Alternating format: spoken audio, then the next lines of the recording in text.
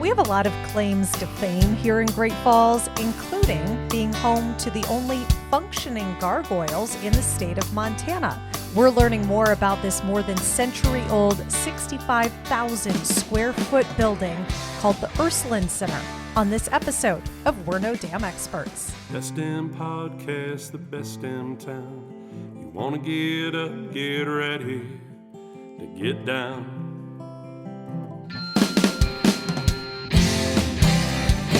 With its big wide sky and the wild river Thames,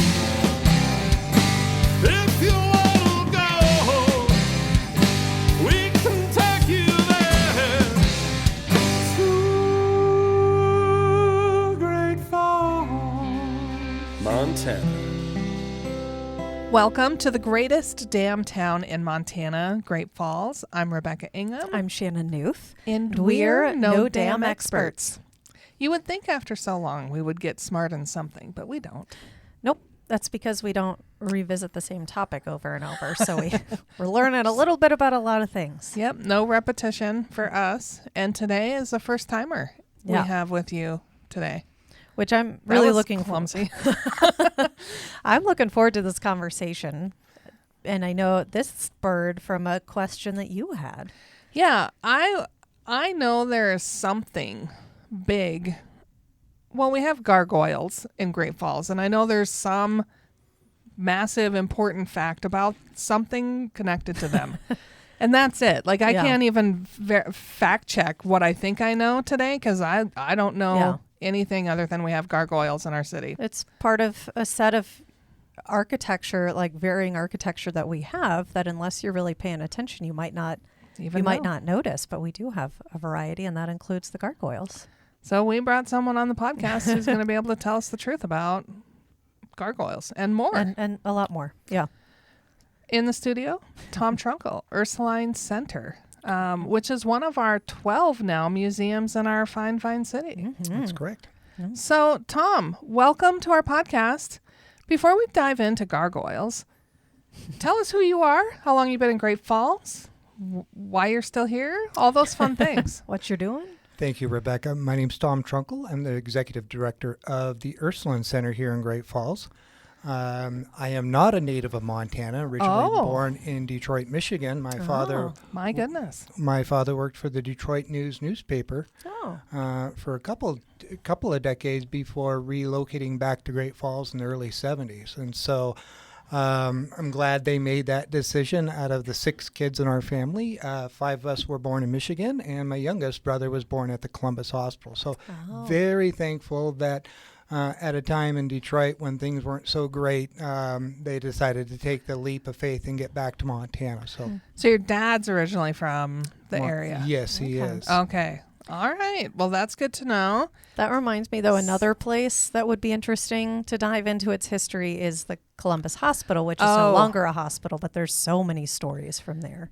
Let me just tell you, I've been to some offices up there, and one of the wings, like some of them are really well done, and the hallways look great. Yeah. And then there's like some lower rent district offices in the Columbus Center where I'm like, well, this would make for a really spooky movie. Mm-hmm. Well, it's funny that you mentioned the Columbus Hospital because its connection to the Ursuline Center is that both buildings were designed by the same architect. Oh, I was going to say they kind of looked similar now that you say that. Similar. George Shanley was a renowned architect in this area and throughout the western United States.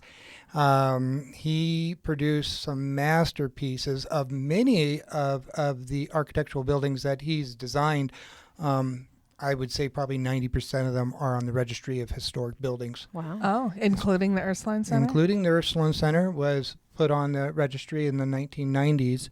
And buildings like the Columbus Hospital, the Civic Center, the Blackstone Apartments here in Great Falls, near downtown Great Falls. It has the same look too, doesn't it? Very Gothic, a Gothic revival look to his design, but he was a prolific designer, and so the Columbus Hospital, the Civic Center, and other buildings here in Montana and the West were really kind of influenced by his design. Huh. Interesting. Is yours the only building that ended up with gargoyles?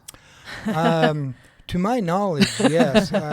It's always been told to us in the history of the Ursuline Center that they're the only functioning gargoyles in the state of Montana. See, I told you there was a fact in there somewhere. I have a question. What does functioning gargoyle mean? So most gargoyles, as they were developed, and now we get this perception of gargoyles being in medieval times on medieval churches, on flying buttresses of cathedrals. But gargoyles go way back to Egyptian times, Roman and Grecian times, where they needed something to carry the water off the tops of buildings, a spout or a gutter. The word gargoyle, its origin is in French and it means throat, gargoyle. And so gargle, gutter, rain gutters, and they were all created differently. The gargoyles on our building, they're kind of a combination of an animal and mythological dragon. And so you'll see a winged, elongated necked creature there's 8 of them on our building. And, oh my gosh. And so they do function as water spouts. So on the very top of that tower, it's a flat roof with a skylight, and the runoff of that goes out the mouths of the gargoyles. They look exactly what you would think a gargoyle would look like. Yeah. I mean, we've all seen them. Not necessarily in the wild, but we've all seen a gargoyle. Because I think I really don't know that much about gargoyles. So when you said functioning, I was like they shoot fire out of their eyes, or like what is it like? They come alive just during Halloween. They come alive at night. That also makes me think we've really just lost so much character in our buildings, haven't we? I wish I had gargoyles instead of the. I'm honestly thinking about adding some to my house now. Yeah, you should. I need some gargoyles. Absolutely. I mean, the downspout right now with the rain gutters gets kicked by the deer every night, and I'm really over it. So gargoyles it is. They might not mess with that. I only need 4. Yeah, mine are so boring, and yeah. Some gargoyles. Well, I think we found a new project for we should put them on the outside just of the building hey, here. Hey, Steve, we're going to upgrade our rain gutters. We need you to cover half. Right. It's worth it. We promise. Yeah. All right. So we've learned what functioning gargoyles are. Thank you. Talk to us about what the Ursuline Center is. Mm-hmm. I mean, I said it was a museum, but it's so much more than that. Yeah. It really is a time capsule, like you say, a living, breathing museum that you can stay at, you can conduct meetings at, go to school at. We get that question quite often. When people drive by, they ask, gosh, is that a school? Is it a hospital? Is it a retirement home? Quite often we get those questions, and it has been many things over its 110-year lifespan. The building was constructed as an all-girls Catholic boarding school, and ground was broke. The cornerstone was laid in 1911, and here's just an incredible fact.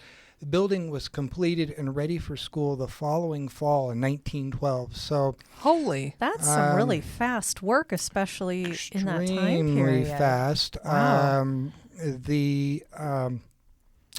The gym wasn't there. The gym was built a couple decades later in the late 1920s, but the building itself is a stick and beam construction with a brick veneer facade. So the bricks were made here locally in the Great Falls area. We have a strong history with stonemasons in this area. Yeah. Very much so. That's And so we've got some great photography in our Heritage Gallery, which illustrates many of the Croatian stonecutters, stonesmiths from the Lewistown area that were over here during the construction of the Ursuline building.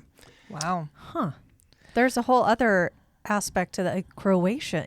That makes me curious. Oh, Just that history as well.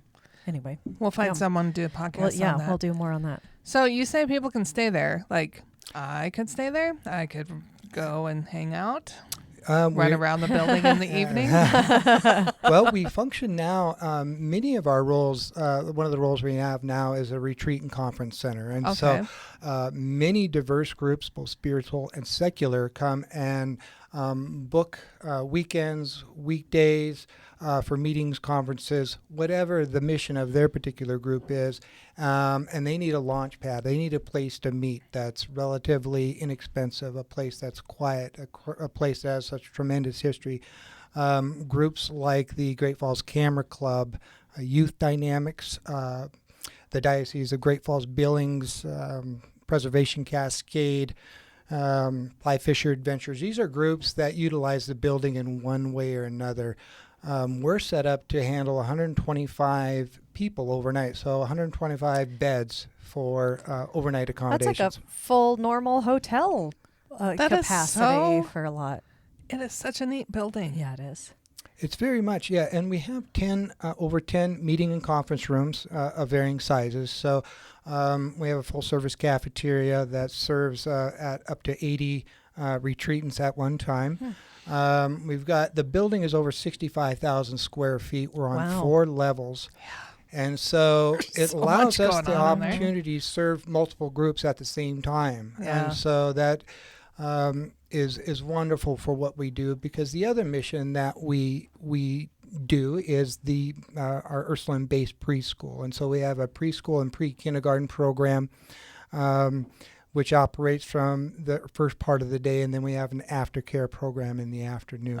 But we have about, this year, probably between 90 and 98 students. Wow. So it's a large preschool program. Yeah. I've been to the Ursuline Center, I'm not going to say a lot, but a good number of times. And I've never seen little children there. Yeah. Oh, you're kidding. Neither have I. No.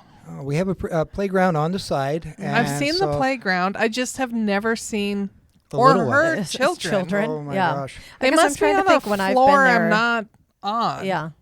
Well, you I said don't know. they're in the lower level. Yeah, well, Yeah. actually, they're on the first and third floors. Oh, okay. So what makes the preschool program there so unique is that it prepares these young children for a public school setting or a parochial school setting, where they graduate on to kindergarten at the public school level or a private school sector. So they go in an actual classroom. They're going to the cafeteria. They are going out to So playgrounds. it's more they're like school. Yeah, very much like school. There's a gymnasium. That's probably why I've never seen them. They're like in class. Right? They're They're not just they're running busy the doing their halls, things. Yeah. screaming. They're conducting quantum physics or There something. you go. Yeah, so very Wow. advanced program. Yeah. Is Ursuline Center then still affiliated with the Catholic Church, the Catholic Diocese? Great question. So our heritage and legacy is very much rooted in the Catholic faith and the Catholic Church. The Ursulines are, of course, a Catholic organization. So our legacy and our mission is something that we carry on. We carry on those principles in what we do. Now, our service mission is very secular and spiritual. We serve many spiritual groups, from the Catholic Church to Presbyterians, Lutherans, the Jewish faith, and then secular groups, so like Preservation Cascade, groups that are just real grassroots community organizations that really want to make a difference in our community. And so they come, they have an opportunity to meet at the Ursuline Center with wireless internet. We have a lot of the technical capabilities in which they can conduct meetings and hold retreats and meetings and conferences. And so it allows us to do that in a building that's really, just as I said earlier, a living, breathing time capsule to a different era. Yeah.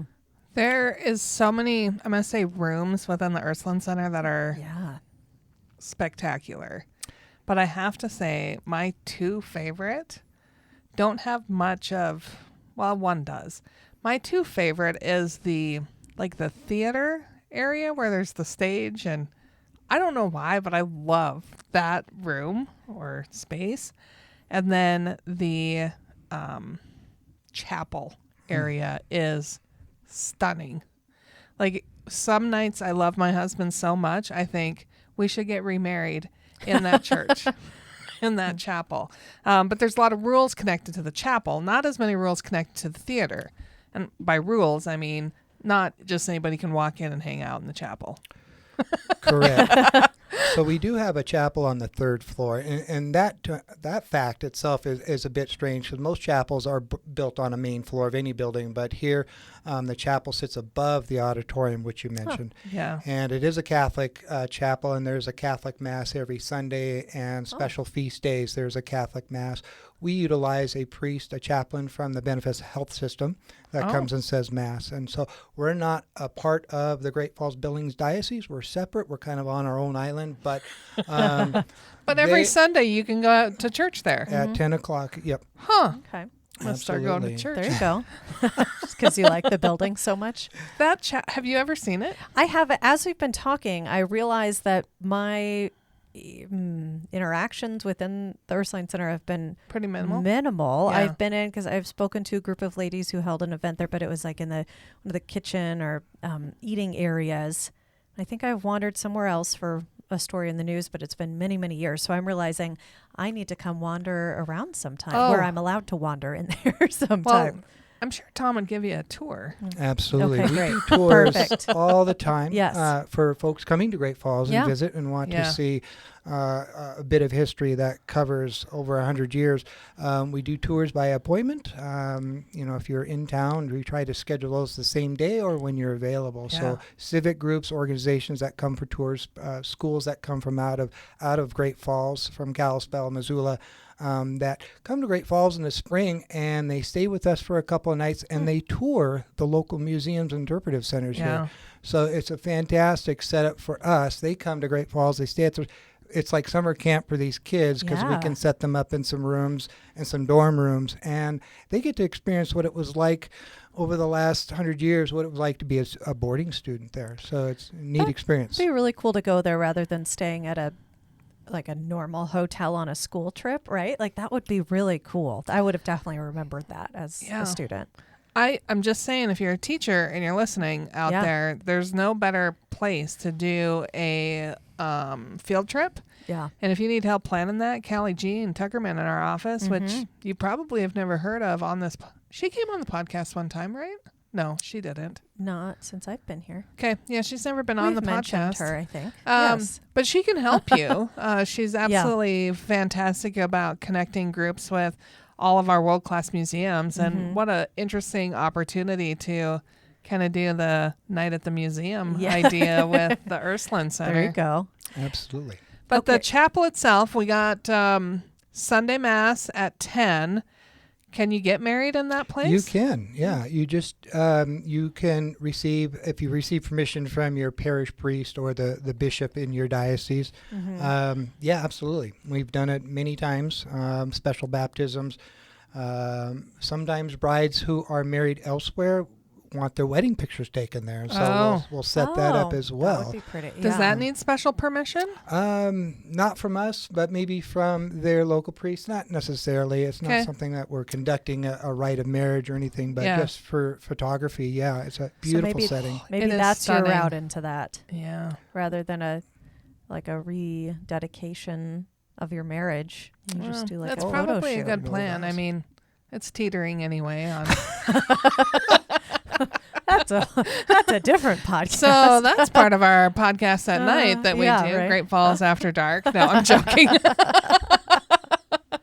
Only sort of joking. We've talked about that many times too. But it is a beautiful space. We've got amazing photos of it. And if you're paying particular attention, maybe on our Instagram Instagram, whatever it's called, you'll be able to see Instagram. some. Yep. There's so many different things. Yeah, it's not necessarily a channel. YouTube channel, Facebook page, Yeah. Instagram. There we go. Yeah. That's how it goes. And the auditorium, how many people does that seat? It seats 220. And so what's amazing about the auditorium, when you walk into the building, again, I say this all the time, it's like a time capsule because our current staff, we are just stewards. We stand on the shoulders of those who have come before us, the past lay directors and mother superiors who really took amazing care of the building. And so when you walk in, you'll see the original light fixtures and doorknobs and wallpaper and carpeting and You had mentioned some of the rooms that we normally don't have open unless it's a tour, a historic tour or a fundraiser.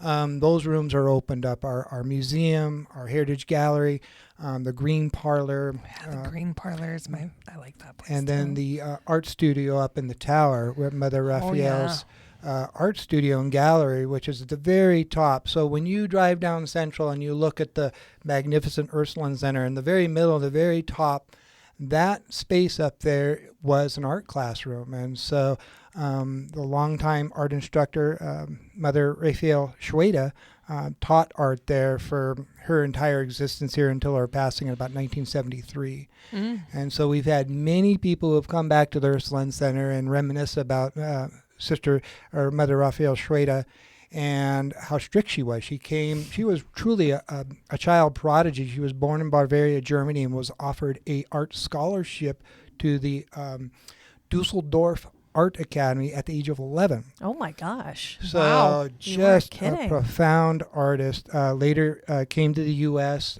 joined the Ursuline Order, and immediately came out to Montana. In the early 1900s, I believe, was out at St. Peter's Mission, which is was the mother house of the order in Montana for many decades.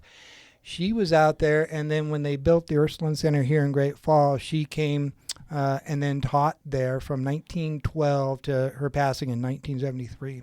Wow. So many of her pieces, much of the art that decorates the hallways and the murals in the sanctuary and the chapel are done by her.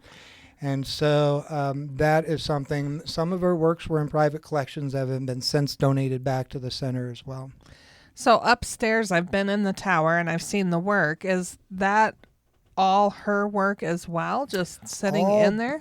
Pretty much. All but maybe 3 or 4 pieces. And those 3 or 4 pieces that weren't by her were by students that went on to become really exceptional artists here in the Great Falls area. So it's just an amazing, you can see the influence that she had on these particular students for sure. I imagine the light up there was great for the studio. It would make for a great condo.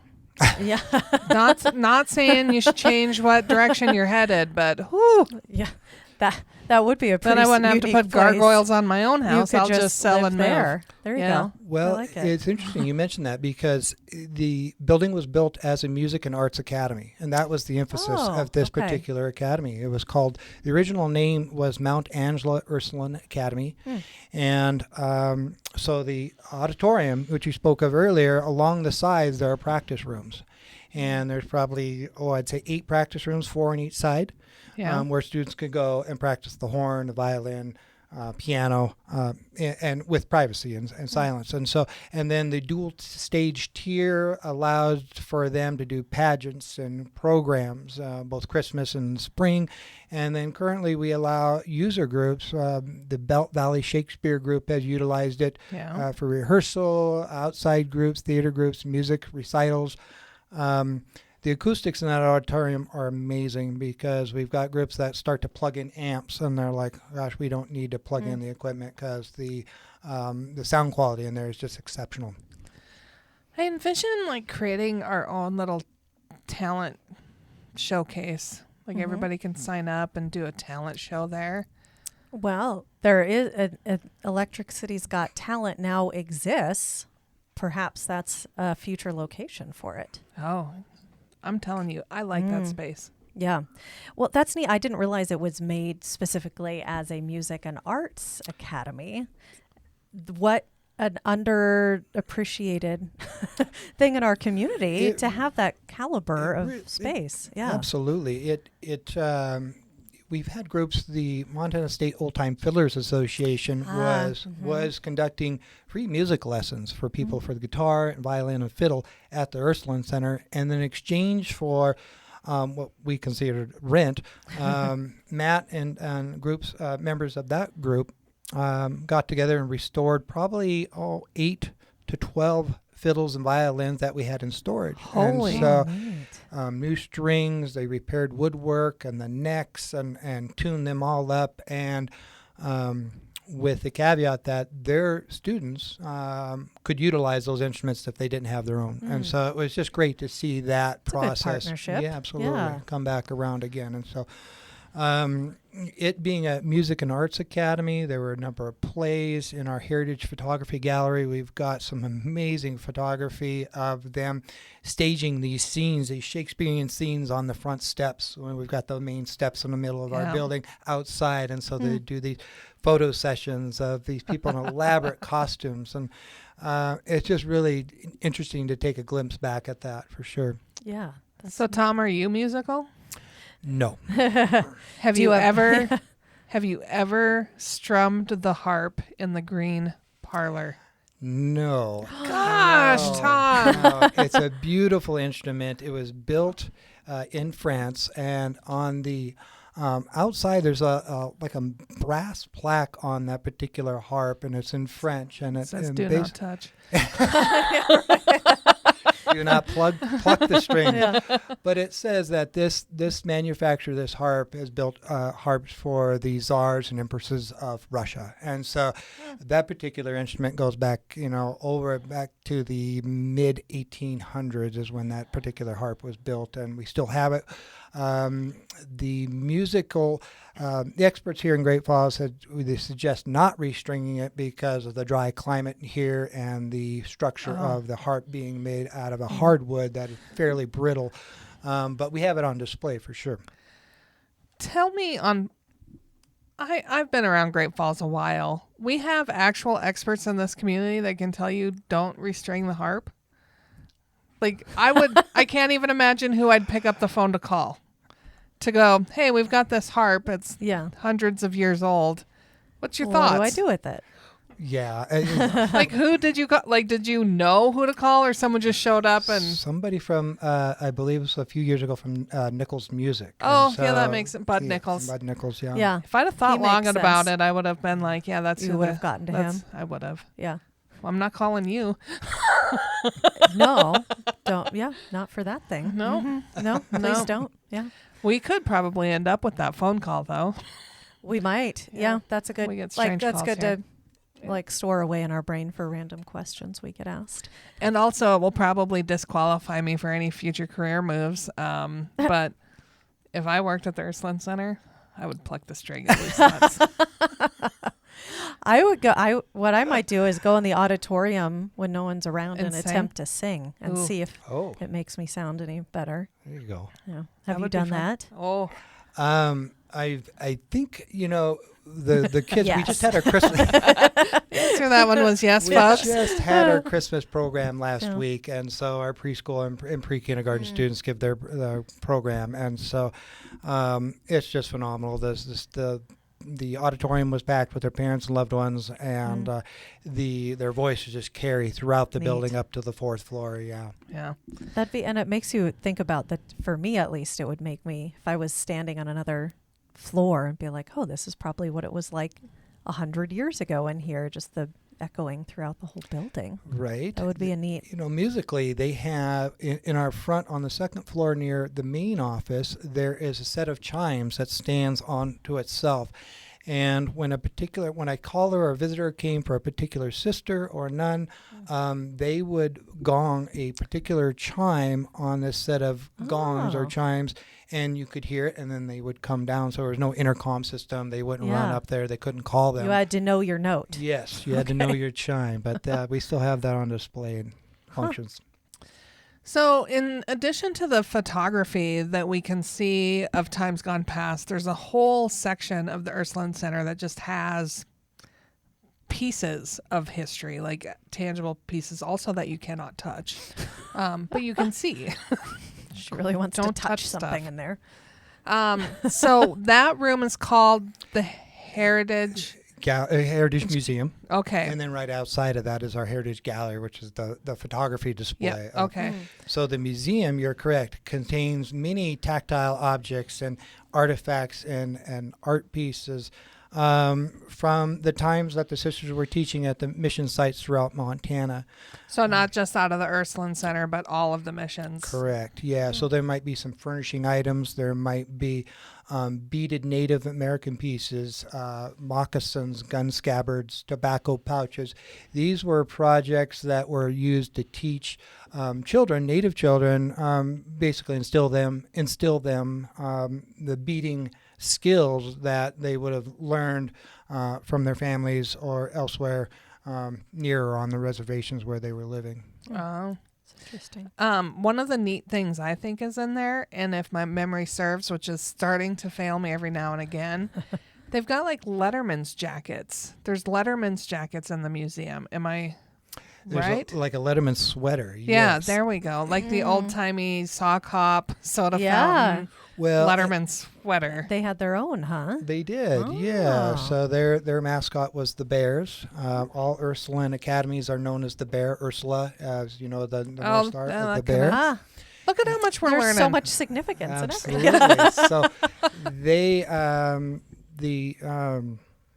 lost my track there, but in the museum itself, we have a display, and this is kind of funny, and I make fun of this. Is in the corner bring we it have how the bedrooms used to be set up with the brass bed and the oak furniture and the Letterman sweater hanging off. Well, I tell our guests and our visitors, well, just go upstairs. The rooms look exactly like this. It's not because we had the brass beds that are still functioning, the oak furniture and the mirrors. The rooms that the students and the sisters lived in were basic rooms. They were there were rooms that were set up with either one or two beds, so a student might share a room with another student. They had a sink. Students were required to do if they were boarding students there, they were required to do their own laundry. They were fed there. But the rooms really, you walk into the building and you're living in a museum. You get to stay in a living, breathing museum. So you stay in these rooms. Mattresses, of course, pillows have been replaced. Where's good. the That's good to hear. authenticity there? Well, no haystack or anything you get to stay in, but yeah. When it was built, because I'm thinking of the old pictures that we've seen of like the Paris Gibson Square, which is now the Museum of Art, but it was built in the middle of nowhere. And the Ursuline Center is even further away from town, if you will, in the 1900s than the square is. Yeah. So was there anything around it when it was built? Because it seems like there's a big campus feel to it because there's some house that still houses Ursuline sisters. That might be a lie. Not quite, but Two truths and a lie. Which way? Go. So we've had the Ursuline obviously acted as a retirement home for many of the Ursuline sisters that were here. Okay. And so our last in-resident sister Frances Porter, she was born and raised in Black Eagle and then became an Ursuline sister at the age of 18, a novitiate.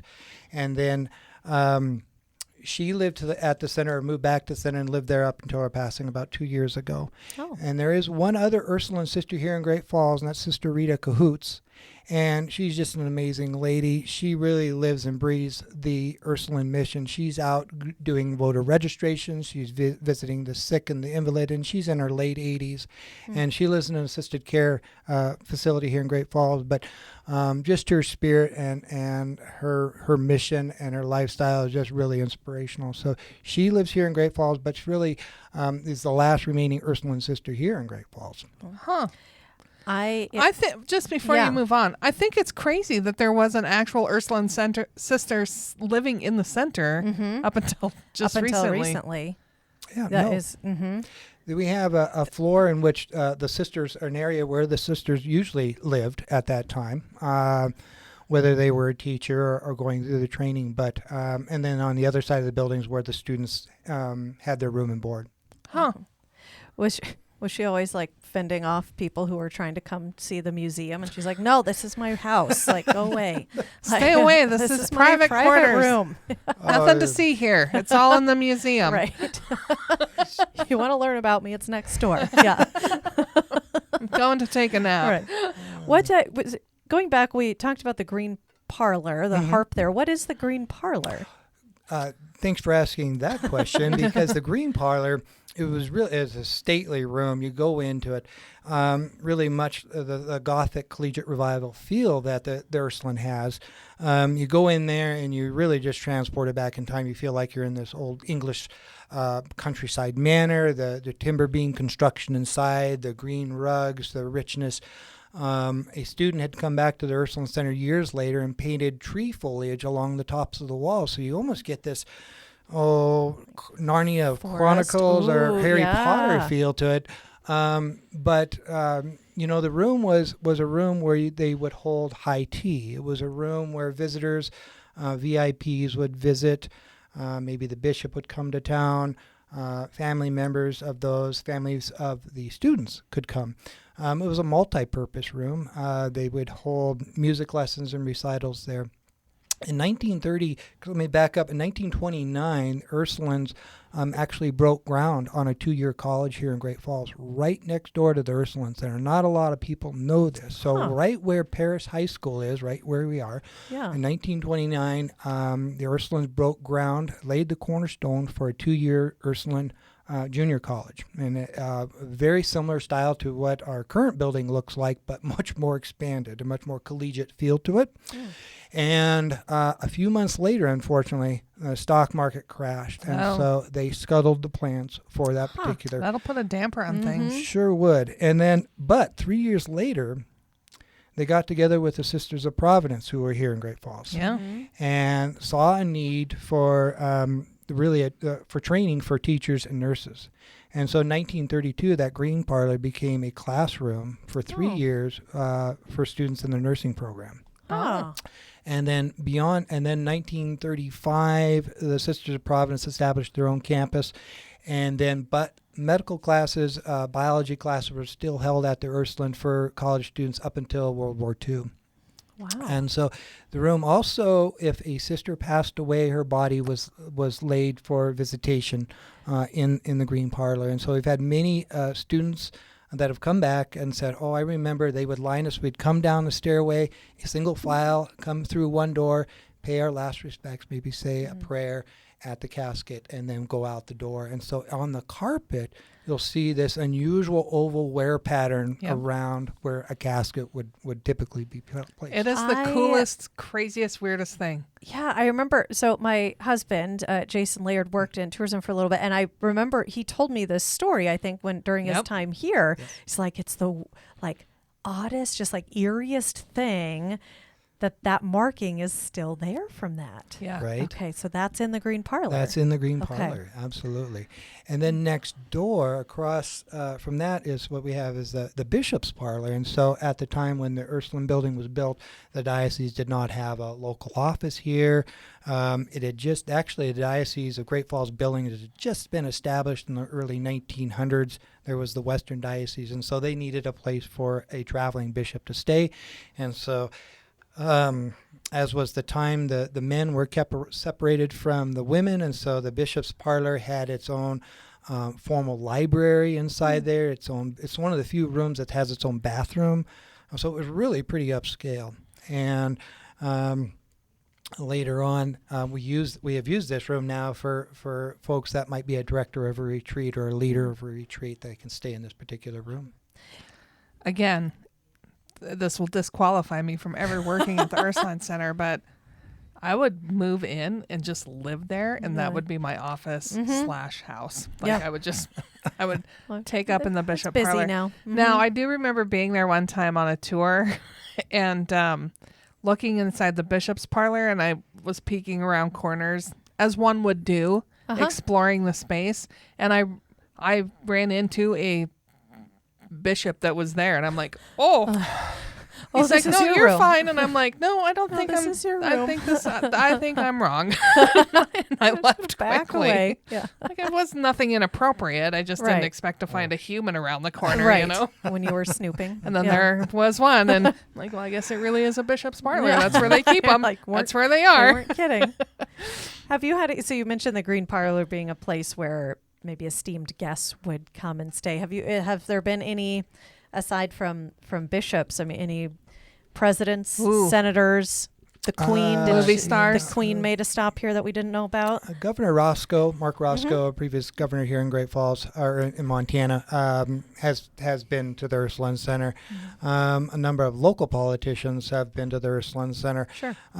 Really, we just try the opportunity anytime we can get people in to dispel any rumors. Is this a retirement community? Is it a hospital? So we get to tell our story, and we get to tell that legacy and history, and then also our current mission. And so that's really important for us to do as a nonprofit. So Yeah. How long have you been with the Ursuline Center, Tom? 8 years. 8 years. 8 years. Does it? Yeah, that's about right. Well, we came. Are you going to He dispute started what at he said? Ursuline, and I started at tourism around the same Oh, time. okay. Yes. Gotcha. Yeah, So that makes sense then. yeah, that's what I remember. So I have had my daughters, my nephews and nieces, my great uncles and great aunts have all have been Ursuline graduates, have gone to school there at one time. And so I'll walk down the hall and I'll catch a glimpse of maybe my great aunt Helen in a picture from the 1920s. So it has that special connection for me. And I know for many folks in this area, especially in that neighborhood, who really it's just been a big part of their life to have this beautiful 4-story building in their neighborhood. You said it's 65,000 square feet. Yes. Maybe you said this, or maybe you don't know. How many rooms are there?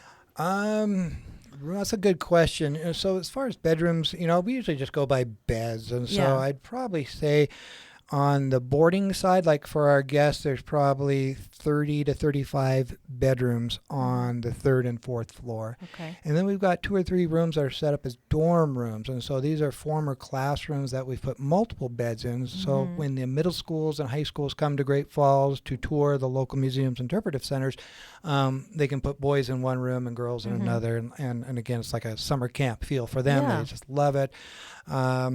So the bed-wise, that's kind of what we go as sort of like a bed count. Yeah. Gotcha. And then like each floor has their own set of rooms. Right. That's what because I'm picturing the times that I've been in there again, which I'm realizing I need to go back and take the full tour. It feels very much like a maze to me. Like I remember walking, I'm like, okay, I got to find the cafeteria. And then I'm pretty sure one time I was here before, but it was that direction. It's the old style building, a huge building where it's not like it's this open concept, right? Like it's kind of a maze. At least that's my remembered impression. Design style much different from the open floor concepts that we see now. But the building itself, when George Shanley was an architectural student, he studied abroad in the UK. And so as legend goes, the inspiration for the design of the chapel and really the building was really his time spent there in England. And on weekends and on off time, he would duck into countryside chapels and churches, these old English-style churches, and would conduct field sketches and his notepad. And then the inspiration for our chapel and much of the building was really stemmed from those field sketches that George had done as a college student. And there's how many floors are there plus the tower? So we've got there's 4 floors. There's the ground floor and then the 4th floor, and then the art room or the art studio is considered like the 5th floor. Yeah. Okay. So back to Gargoyles, the whole reason you're here. You said the only functioning gargoyles in the state of Montana. Does that mean there are other gargoyles you know of in the state? I thought that it was mentioned to me on a tour. Somebody said, well, I think we have a set in Missoula, or it might have been Kalispell. Oh. But, Great Falls, the gargoyles that we have here with the long necks, the wing bodies, almost a tiger-like head. People asked why the neck was so long and elongated. And that was really to carry the water as far away as possible away from the building and the mortar and the foundation. Yeah. So rain coming off on that top tower, they wanted that water to be funneled off onto the grass 4 stories below.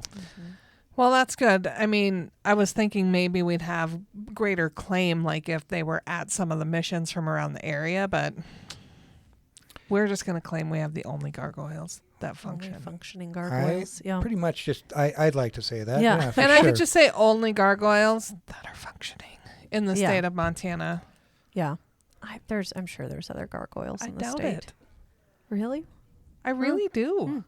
Well, I like that ours are functioning. Yeah. Do is there like a gargoyle repairman that you call?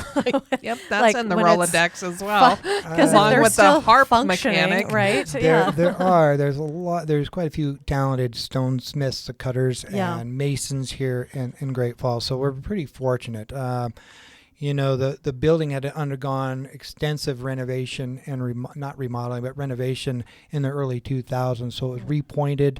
Much of the concrete work in the foundation was stabilized. Over 500 new windows were replaced in the building. Holy moly. That's a lot of windows. Custom windows that are historically correct. Double insulated, protects UV light from damaging any of the artwork. So not only were they efficient, hugely efficient, but really they function, they're aesthetically pleasing. A new roof. Much of the work that the Ursuline Center Historical Foundation, the foundation board that I report to, has gone, the work that they've done over the last couple of decades, 2 or 3 decades, to really make sure that the building was stabilized and protected was paramount. And so going back in the 70s, there was a real strong possibility that the building was going to be razed. Sister Dolores Helbling, who is an Ursuline administrator, had come to Great Falls with a plan. She had to come up with an idea of whether to find another mission for the center because the fact that there were less and less women entering the order. And then secondly, the enormous maintenance and stewardship costs of the buildings was way beyond what they were taking. And so fortuitous that they came together, and Sister Dolores, when she came to Great Falls in the early 70s, of course, there was this whole urban renewal going on in communities around Montana. Downtown areas were being stabilized and renewed. Certainly that was the case, what they wanted to do with Ursuline, but they weren't sure they were going to be able to pull it off. And she didn't know what that mission was going to be. They knew that at that time, the 8th grade, the middle school, had closed in 1966, and we were only conducting a kindergarten and preschool at that time. But they needed something else, another leg to support the center. And serendipitously, when she was here, there was a Jesuit priest staying at the Ursuline conducting a personal retreat. And this man is certainly legendary, Father Armand Nigro. He's very well known in the Spokane and Gonzaga areas. But they got together and they thought, they kind of banging some ideas around. And serendipitously, they came up with the idea of a retreat and conference center. And so they started that, and it grew over the next 2 decades, and there was really an upswing in retreats and spiritual retreats going on in the U.S. And so that really saved the Ursuline Center. As we've seen, the St. Thomas Orphanage, which was just a few blocks up central, was demolished or razed in the 80s. And so that could have been the case with the Ursuline Center. Thank God.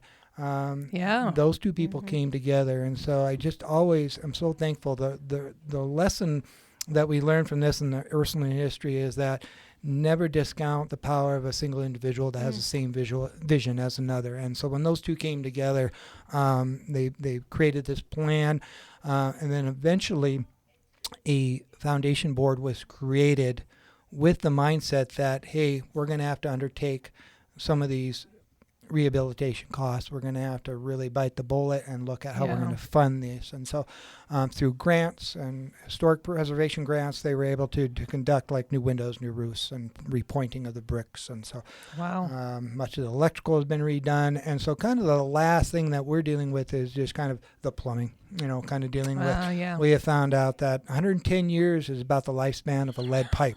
So those pipes are in the wall, and they start to bring a lot out of it. I mean, that makes sense. Plumbing water can be damaging, as we've seen. Yes. Water here is very hard, high mineral content. So, typically when we have a leak or a plumbing issue, it's usually those pipes giving out. But yeah. Now, I'm going to tell you folks, having been there, and Shannon now feeling envious that I've spent more time at the Ursuline Center than she has. Yeah. Photos don't do this building justice. There's just no way to take a good photo to really encapsulate what you would experience by going there in person. And it's a good glimpse. You get a general idea. But the vividness of like the green parlor, you can't get it all in a photo. We've tried. Didn't work. Well, We've got pieces. It's just not, you can't get the full experience. You're correct. You know, when you go into the chapel, and again, the details, you look at the sanctuary walls in the back, and there's two images on the right and the left. The one image tells the story of Saint Ursula, the namesake of the Ursuline order. And on the right is the story of Saint Angela Merici. And both of these murals were painted by Sister Raphael Schweda. And the story of Saint Ursula, the image depicts of this beautiful woman in flowing red being escorted to heaven by angels on high. And then the handmaidens, these young women in the foreground, those handmaidens, their faces, the looks that they have, were high school students. They were, all these faces are students that posed for her while she did the sketching and then the eventual painting and the laying in of the color. And she painted these on the ground on canvas, and they were later applied to the wall. So that, unto me, I mean, perspective-wise, I just don't know. I mean, she was so talented. She was really a fantastic Renaissance artist, but she knew that technique of perspective and being able to have it look correct once it was applied to the sanctuary wall. You don't get that on the tour. You only get that here on this podcast, that nugget. And now you can go. And so on the tour with kid, that knowledge. those are actual kids that were at the Ursuline Center in that. High school students, Yeah. And they were girls at that time, only girls. And so she had them stand in as her model. And there's one particular angel or handmaiden in the painting that the story goes is she did not want to pose, and she kept looking away and smirking and just being real stubborn. And so this little bit of a smirk, almost a Mona Lisa smirk, is evident in her smile, the way she's poised and looked. Yeah. And so it's just a little, the nuances and the details there are really just profound. And really, it just speaks to her character. I would have put devil horns on that child and Right. If you put it in a corner. I love it. teach this kid a lesson. Yeah. I mean, clearly, another reason I'm never working at the Ursuline Center. You're just racking them up here, aren't you? My black, cold heart. Yeah. Do you, with all of this history, are there, and Rebecca is, maybe this is a better question for Rebecca to ask because I'm not as much a believer of these things, but do you have, are there ghost stories, are there ghosts? hauntings, things like that? Are there spirits that still remain that... No, you know, and it's funny because we had one of those programs like from the Discovery Channel call us, and they were wanting like to, the paranormal guys. yes, and they wanted to come to the Ursuline, and Sister Frances said, no, this is a place of great spirits and good vibes. However, we do have a Sister Blandina, who is this mythical sister. So whenever a piece of furniture goes missing, or it's just typically moved from one room or another, we blame it on Sister Blandina. Yeah, there we go. Those I like things, that. yeah. So, no, the energy and the vibes there are super positive, super good. The music, the art, the light, the natural light, it's just an amazing building. I think Sister Blandina shows up at my house every now and again, too. Right? Because my husband says he hasn't done Your anything. husband is Sister Blandina, is I'm what you're like, saying? Well, I didn't touch it, and there's only two of us in this house. Now we know who the third person is. Yep. She's roaming the travels countryside. around. That's interesting. Again, I'm not like a big believer in those things, but I would think, just given the history of the building and things like that, that there would be these some Fun. lore around it. Yeah. Well, you know, in the building, I've had kids say, or folks tell me, this is much like Downton Abbey, the show. Yeah. There's back stairwells and passageways That's and fun. mysterious rooms. We've got a room that's just a room that was not even in the architectural plans, but it's there and it just exists and it's empty and it's kind of off in this limbo zone between floors. We've always found that interesting.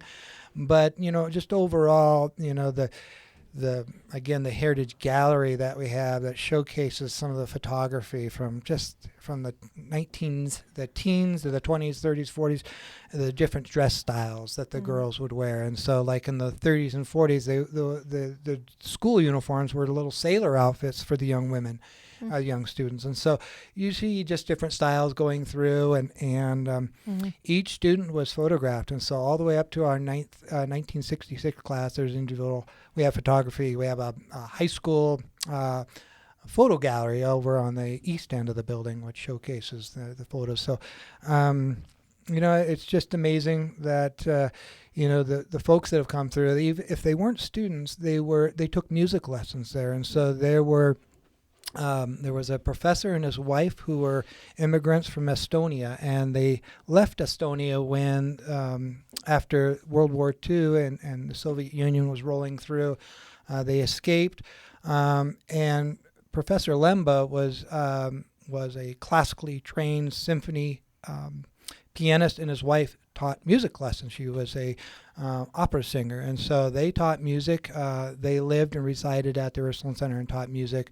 I've had many people say, gosh, I took piano from Professor Lemba, and they have such fond memories. And so when you go through a lot of the rooms, you'll see what's evident as a music and arts academy is you'll see 2 or 3 pianos here. You'll see a whole display of violins and fiddles and cellos here that are now on display, but just really that emphasis on music and arts academy.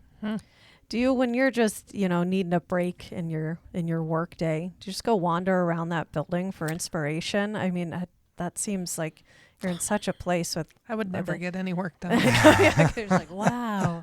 Well, it does. It puts things in perspective. Really, that, when we come up against a roadblock and you just see, again, the fact that this building is still standing and that it's still preserved and that we're still, this is a center, a cultural center, an educational center. It's a center for spiritual and intellectual renewal.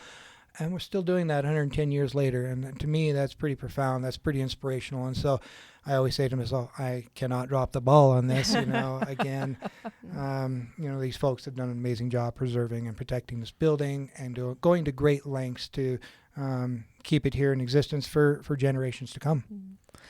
So do you pick a new book like every week to learn more about the Ursuline Center? It seems like it would just be an endeavor and lifelong learning to know all the facets of this building and its history and the people who were connected to it. Right. Fortunately, there's been a number of great books that we have even in our gift shop at the Ursuline Center. One, The Ursuline Sisters of Great Falls, is a pictorial history. It was written by Sister Frances Porter, and Christy Scott is now the director over at the History Museum. Yeah. And so at the time when she collaborated with Sister Frances, she was our development director. And so this is a fascinating just account of Great my Falls. kind of book. Yeah, it's just a Picture great book? pictorial history. And then the other 2 books that I have with me are books that really detail and chronicle their times at the mission sites throughout Montana. So prior to establishing the Ursuline here in Great Falls as the mother house, they were at 8 other mission sites here in Montana. And so the book called The Bird Tale is a book by Sister Genevieve McBride, and it's about their time over at St. Peter's Mission. And St. Peter's Mission was the mother house. It was about 45 miles west of here on the Cascade to Fort Shaw Military Road. And it was a mission site that was established by the Jesuits in the 1860s.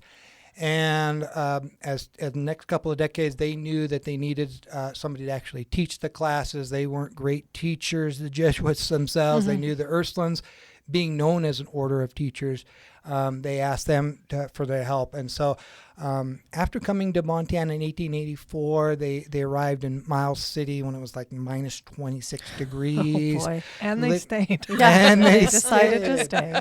And then quickly, between the turn of this century, the 6 original Ursuline sisters that came to Montana grew to 67, and they had established 8 mission sites in and around Montana.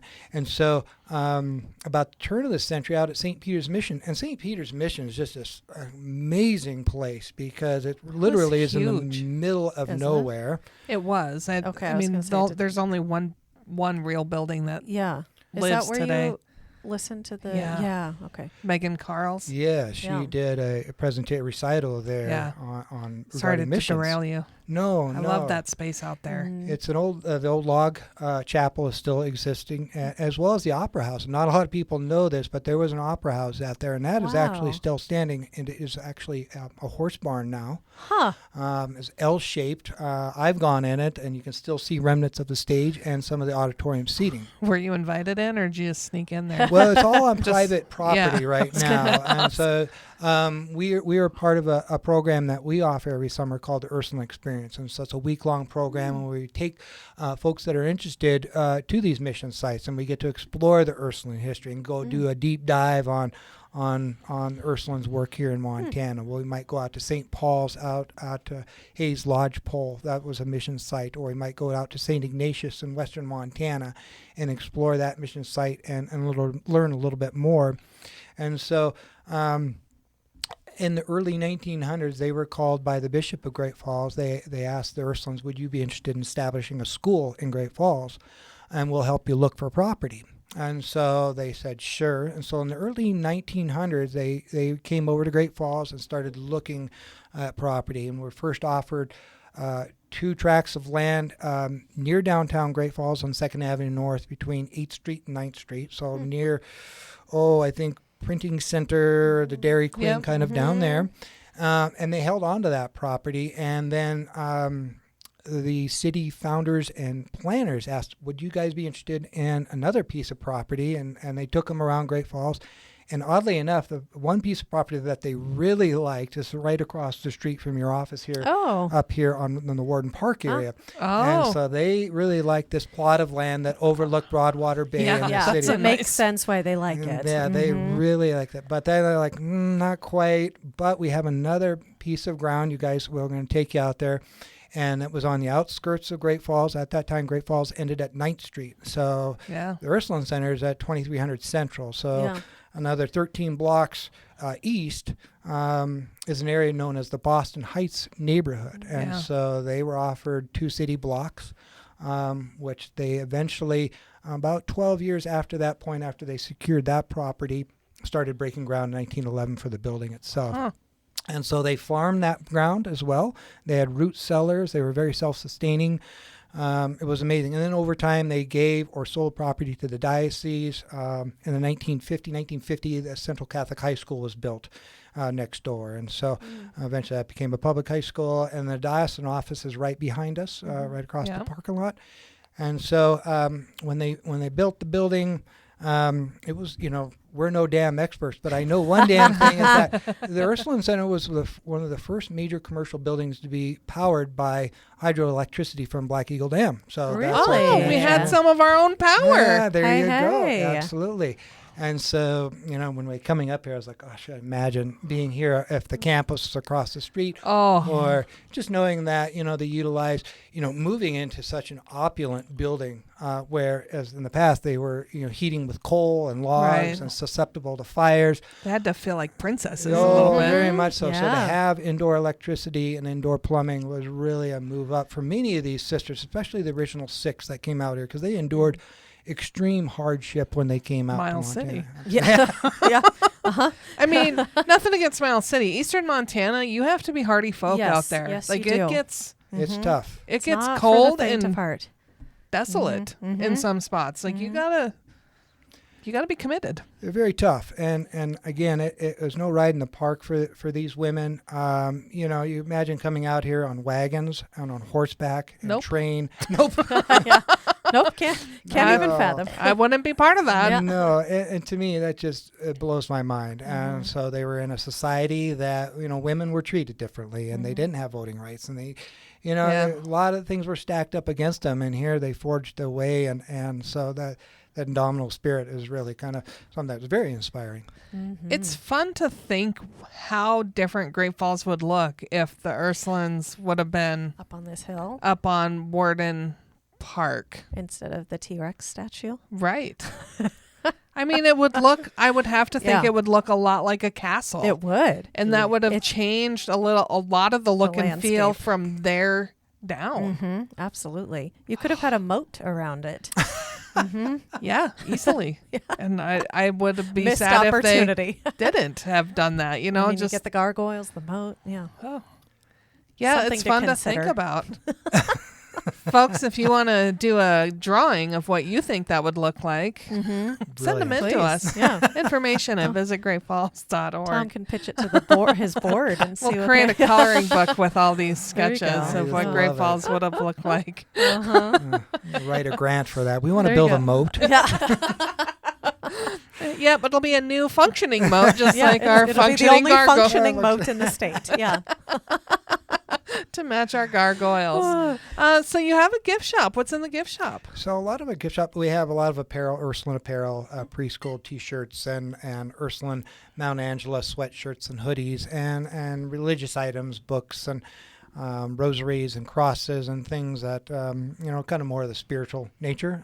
Lots of books that we have published or have published in our gift shop. No gargoyles? No gargoyles, no mini gargoyles. You should have mini gargoyles. That'd be cool. Tom, I really that's think a there's a good missed idea. opportunity here for a grant that does the moat, coloring book, and mini gargoyles. gargoyles. Maybe Yeah. like a straw thing with a gargoyle attaches There to you your go. thermos cup that you Oh, suck I like out of. that. Yeah, I was trying to think of some way to, or maybe you can some type of like watering can Oh, system for right. a plant. Or even if they're bigger, you can add them to your own home because I'll be Oh. in the market for 4. Oh, Yes. we'll put you down. Yeah. I'd like some as If well. you need me to do a deposit to get this fundraising effort going, let me know. Yeah. Oh, we'll I'll get write in on the check. We'll get in on the ground level with that too. Yeah. Do the have you named any of the gargoyles? Oh, No, we haven't. But what's interesting when during the summer we have a number of interns that stay with us.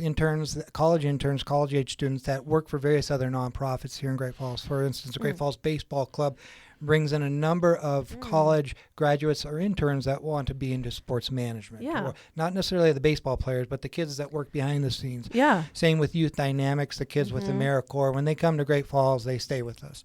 And so the groups that stay with us in the summer, we do a little special thing where we go up to the top of the roof. We go outside to watch the fireworks. Oh, and so cool. we're just a few feet underneath the heads of the gargoyles. And so we have the best views in the city for fireworks. Yeah. And so it's an opportunity. Then they look up and then they're like, wow, they're pretty impressive when you look up close to the gargoyles Face to face itself. with Yeah, it. absolutely, yeah.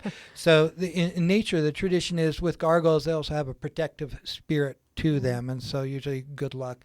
And usually there's also a bad aspect of certain gargoyles, but we don't have the bad ones. No, we don't. We have the functioning good ones. Yes, And that's so right. So do you sell tickets to that private 4th of July party? Yeah. How do we we do get now. in on that? Yeah. We do now. I'll take 2. Yeah. Absolutely. Yeah, it's nice. And it's a fun break for the kids and the students that are here. So, yeah.